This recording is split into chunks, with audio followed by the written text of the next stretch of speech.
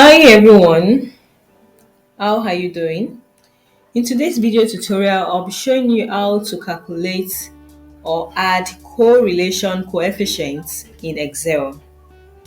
Correlation coefficient is used to calculate and establish a relationship between two variables or data sets. So I'll be showing two methods on how to do this. The first method is to use the correl function. This function takes two arguments. Now, to find the correlation coefficient, you select an empty cell and enter this formula in it. Equal to correl, open bracket, G3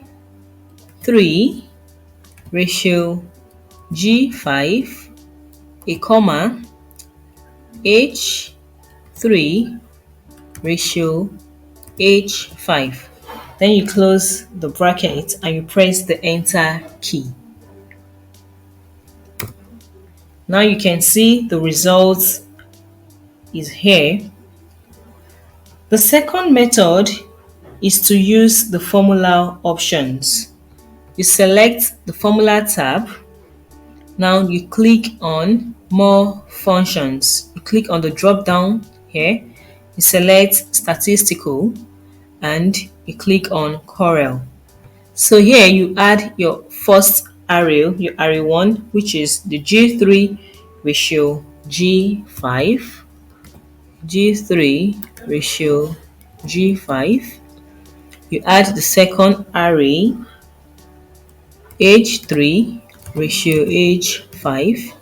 Now you can see the answer has been displayed on the screen. So to use the results, you click on OK and you can see it has been inputted here. We're having the same answer. So that is how you use or you add correlation coefficients in Excel. That's all for the video, guys. Please like and subscribe for more content. See you in the next video.